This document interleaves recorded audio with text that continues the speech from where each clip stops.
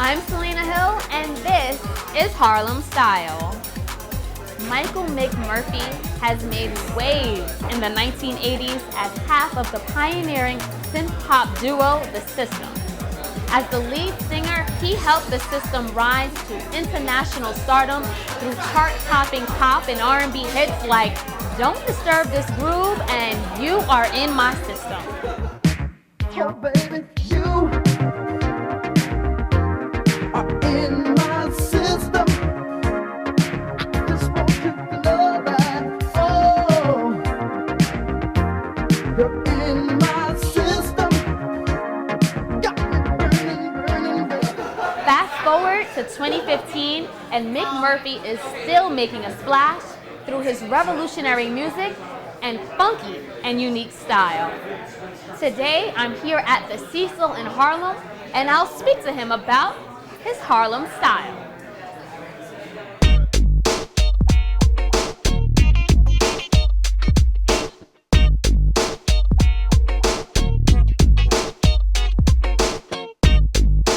I love British fashion a lot, and summer is really difficult for me because I like suits. So it's a little bit of it takes a lot of thinking to put together the right outfit in summer for me. I have an uncle named Freddie who, when I was a child, lived at our house, and I used to watch him get dressed and the routine of laying out the pants and ironing the slacks and the shoes and the socks that match. So for me, style is really when you get dressed, you're really putting on your attitude. You're really letting what's inside of you come out. Harlem fashion is rebellious.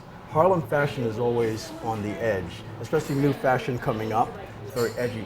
At the time I grew up, men always wore suits and they always had a hat on, and ladies always wore hats. So that kind of influences my feeling of being dressed up. When you're dressed up, somehow I feel like you need the suit, the jacket, and the properly pressed shirt.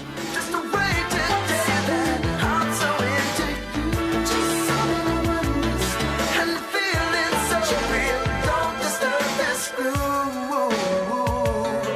I grew up loving rock. I mean, as a child, I used to go to my mother used to take me to the Apollo when I was 5, 6 years old, and we would sit through 2 or 3 shows. She's a music lover. We'd see artists like Jackie Wilson, we'd see The Temptations, James Brown, and early on, those were my influences in terms of performance, and they were always dressed to the nines. Because I loved rock and roll, and I also, at the turn of when electronic music started coming on big, mostly in Europe, and I saw, growing up, I was in mostly bands, and we had 5-piece bands and 9-piece bands. But out of the UK, I started seeing these groups like Soft Cell and Kraftwerk who were able to make music with just 2 or 3 members. So at some point, I decided that I want to kind of combine the electronics with the funk. I would call it like Rick James meets Kraftwerk was the basic idea. And I met my partner David Frank, and we had like ideas, and we took it to the studio, and the first single we ever made was a big radio hit, In Times of Passion. And then our second single was a song called You're In My System, which, because we were so connected with the UK, an artist named Robert Palmer covered the record at the same time. So we had 2 versions of the records climbing the chart simultaneously. Oh, baby, you are in my system. I just want you to know that. Oh, you're in my system.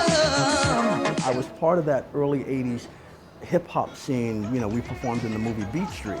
So it was kind of a combination of the hip-hop that was going on in New York City at the time and the style and fashion that was going on in the UK, Culture Club and groups like that who were really pushing boundaries in terms of style.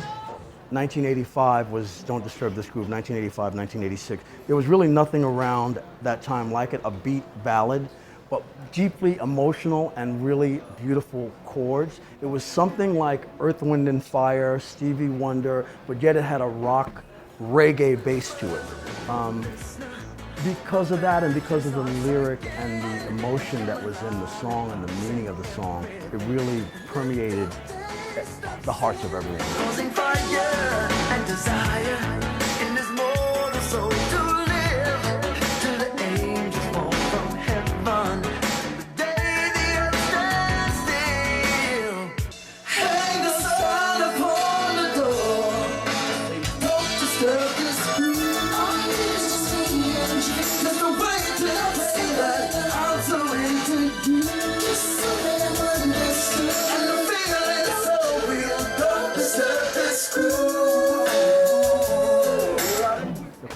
shirt is Ito Napoli, only because I love the color and that it was linen and it just felt fresh and vibrant, and it goes with black. It blows black out. So.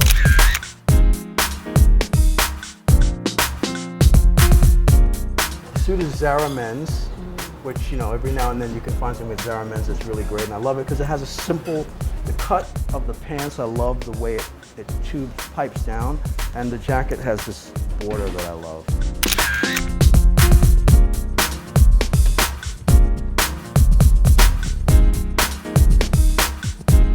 The shoes are Gianni Versace. I love the British boot. You know, I can't get away from that. I can't get enough of that. The Chelsea boot is my signature style.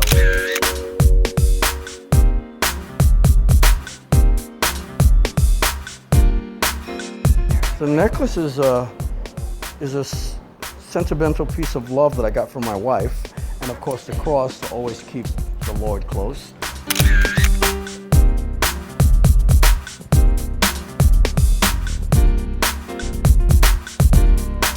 And this is just a flea market find.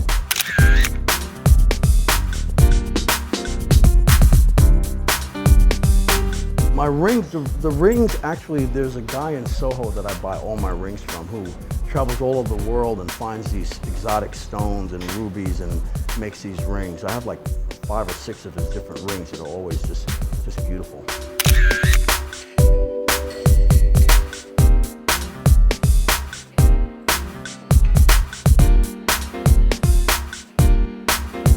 The silver bracelets, which I have so many silver bracelets that it's ridiculous, and sometimes I just tone it down because it gets to be too much. But this is a bracelet by a British designer who does all the stuff for U2.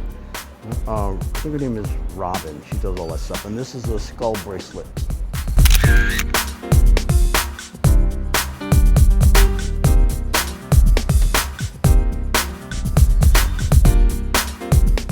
I used to be a little bit wilder, but now it seems because I'm more in, I deal with people more on social issues, so I'm blending my clothing and I have my rock gear and I have my everyday work gear, and I somehow try to blend it, but it gets difficult sometimes, you know, and I would say that in many ways my fashion sense has toned down a little bit, but I always have the little freak zone that I love. So, if it's unique and it's fabulous, then it must be Harlem style.